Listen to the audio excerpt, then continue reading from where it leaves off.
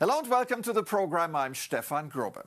My guest today has been described as conservative, both socially and economically, with an excellent grasp of economics and a strong attention to detail. Something that served him well when he was Irish Minister for Finance and Minister for Public Expenditure, and now as EU Commissioner for Democracy, Justice, the Rule of Law and Consumer Protection.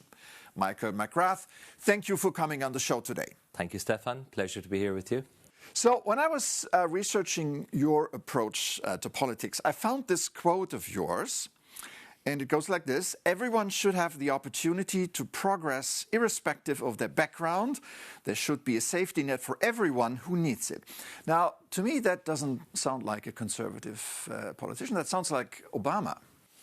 Well, I'm not sure about these labels anymore, but I'm happy to talk about myself and my views and my journey. And I think that quote reflects where I came from. I came from a very normal, humble, working class background in Cork, in Ireland, and had the great opportunity through education to progress and to follow my own dreams, which ultimately led me into national politics and now European politics.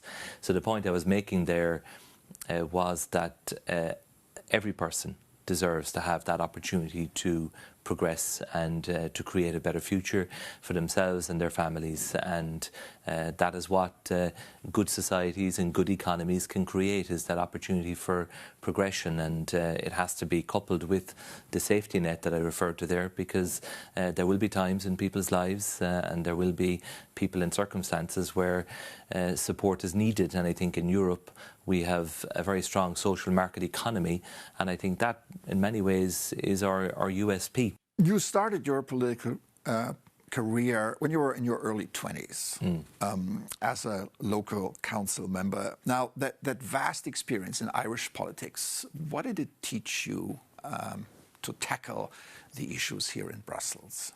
It taught me the importance of staying connected to people that you represent, which in electoral politics, that is your role. It's a representational role. In Irish politics in particular, elected representatives are very close to the people that they represent and are really anchored in their local communities. And if you don't continue with that work, even as a member of parliament and even as a government minister, you will not be re-elected. For me, I started at the age of 22 in my local town, where the population was about 5,000 people, ran in my first election and served at the most local level of democracy, and then moved up through the different levels. So it taught me the importance of listening to people, trying to understand where people were coming from on different issues, and doing your best to represent them, and also to provide leadership. Is Irish politics a body sport? It's tough, but I think politics everywhere is tough now, and I think it has changed through the currency of social media as well. That's certainly the big shift that I experienced and I saw from the time that I came into politics to the time that I left Irish politics to become a European Commissioner. It is 24/7, but the scrutiny and indeed the abuse and the online commentary, can be difficult for some people to grapple with. And I think we do have to think about safety in politics in the broadest. We will bring forward a European Commission recommendation on safety in politics, but for me it's crucial that we remove barriers to entry and that people who have something to offer and who are willing to become involved in public life take on that challenge. It's crucial that they do, and that we have a new generation of people coming through. You are the EU's Commissioner for Democracy and Rule of Law. But across Europe, trust in democratic institutions is falling. Where do you think has the EU failed its citizens? Why is that the case? Well, I think it's a complex story, and we have 27 member states, and you will find different levels of satisfaction and indeed trust across the European Union. I think it's important that politics delivers for people. If people feel that there is a disconnect between them and their aspirations and their concerns with what is being conducted in politics, then inevitably their level of trust and their level of support will diminish. So it's important that everybody in politics, including governments, including those serving at a local level and a regional level, and those of us who are privileged to serve at a European level, that we work for people and that we always think about, you know, what is the North Star? The North Star is what is in the interests of the people that we are there to serve.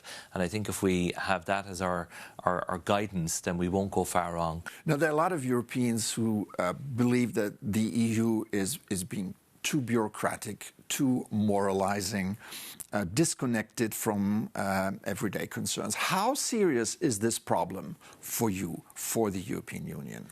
You know, when I sit back and think about it, I genuinely believe that the EU is the best place in the world to live and to work and to have a family and to grow old. When you think about our values, what we stand for, the fact that we do have that social market economy where we have a high level of spend, quite rightly, on social protection and social security supports. And when you think about what the EU has helped us all to achieve. First of all, you know, peace on our continent. We have this brutal war of aggression now by Russia in Ukraine for the last 4.5 years.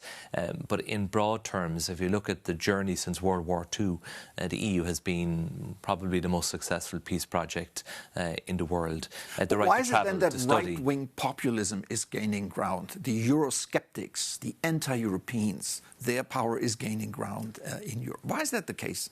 If you say the EU is the best place. Well, look, people will vote for whomever they choose, and often for very different reasons.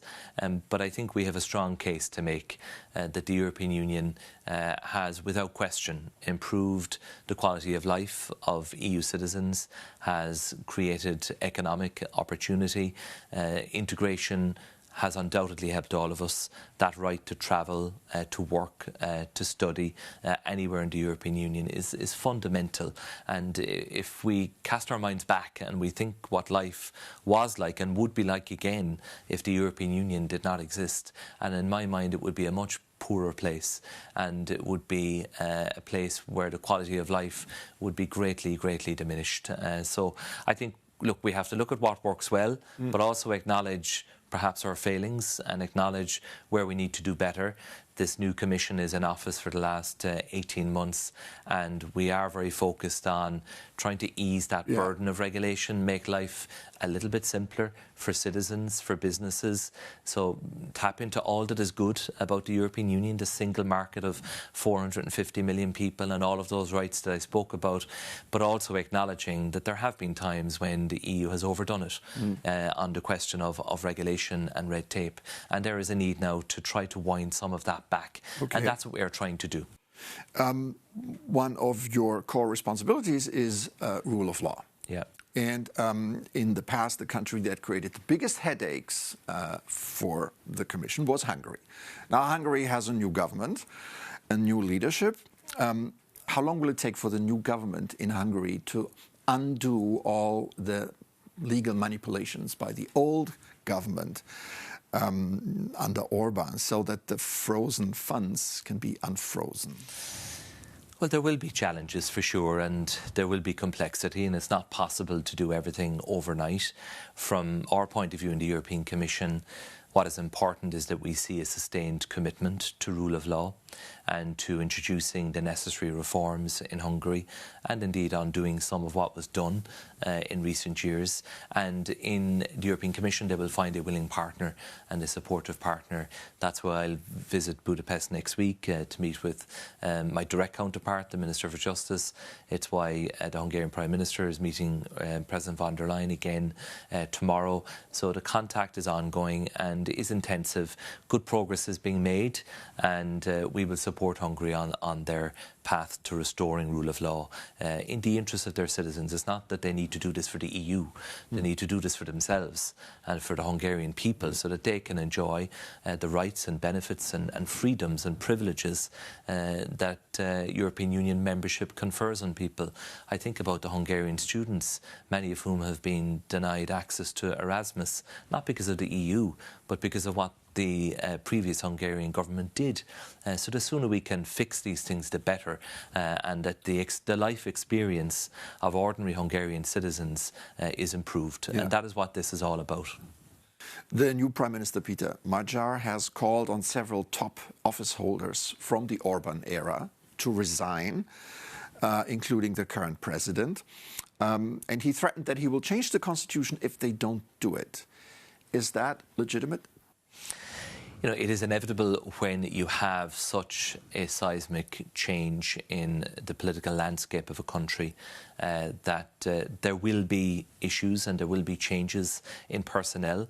I think that is normal in such a scenario. What is important is that due process is always followed and that the rights of every individual citizen, including those serving in public office, are respected.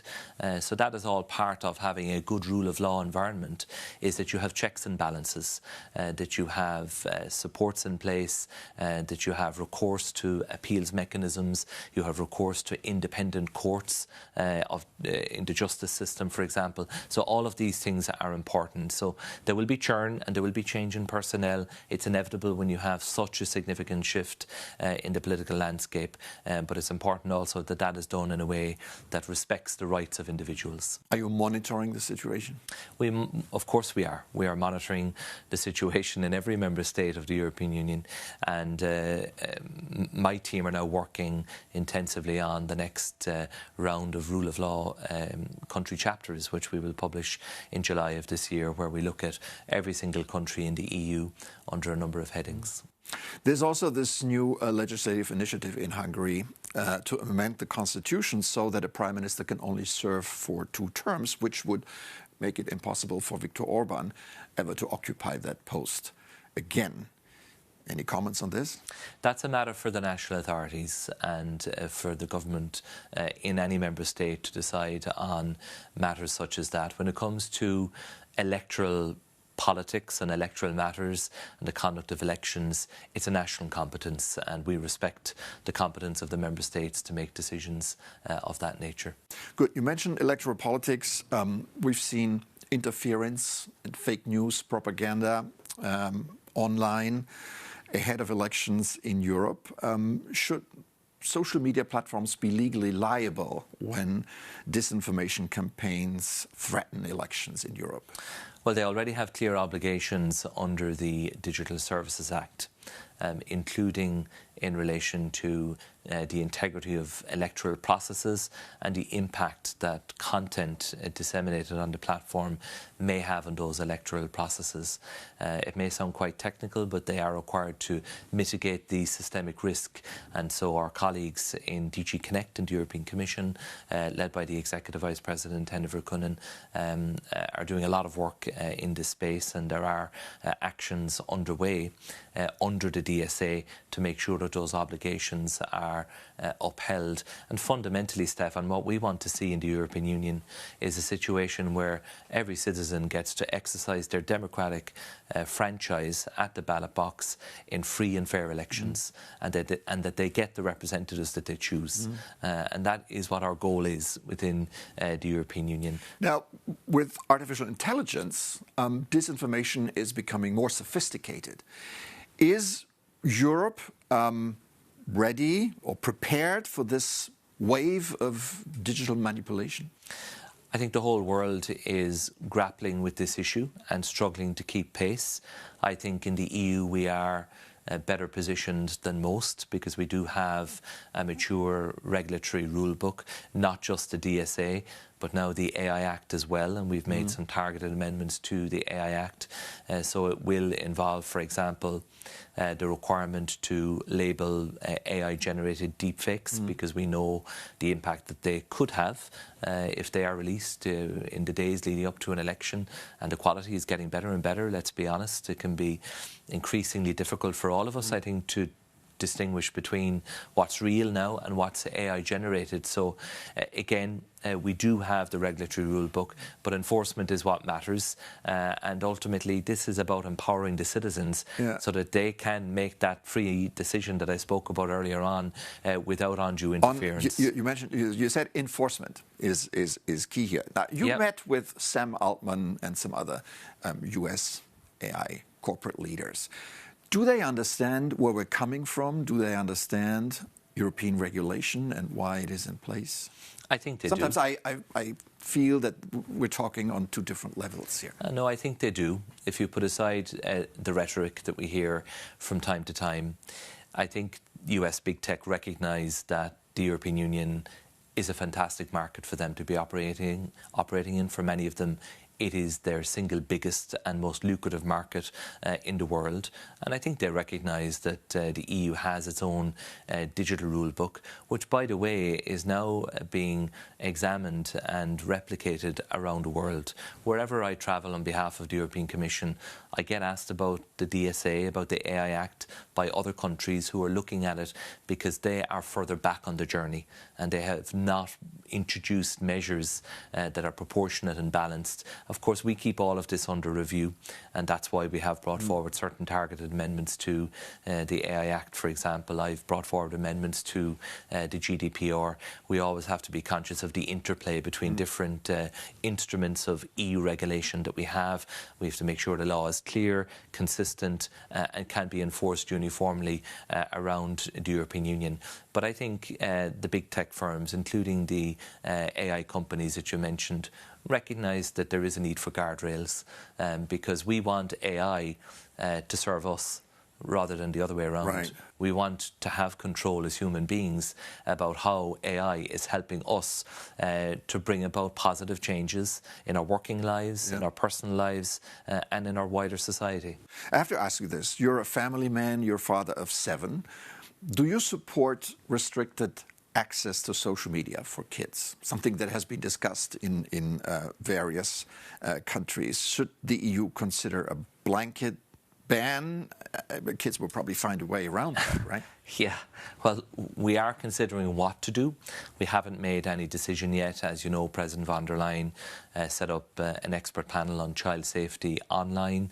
We expect that they will report back in the coming weeks, and the Commission will then make a decision on next steps. I think it is likely that there will be an EU-wide initiative in this space. I'm not saying that it will be a hard ban or anything of the sort. How likely? This is all to be decided. Okay. Well, you know, we've given the experts a job to do, so let's allow them to do their job. They'll report back, they'll make recommendations.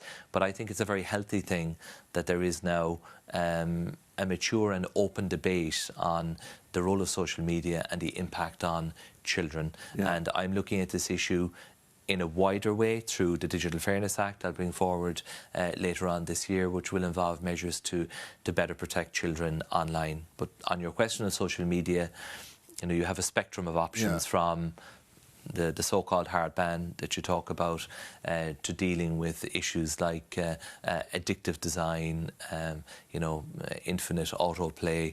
Do we make it easier for parents to exercise oversight and control? For a lot of parents, it can be very intimidating, trying to understand how to navigate these systems, and I count myself among them.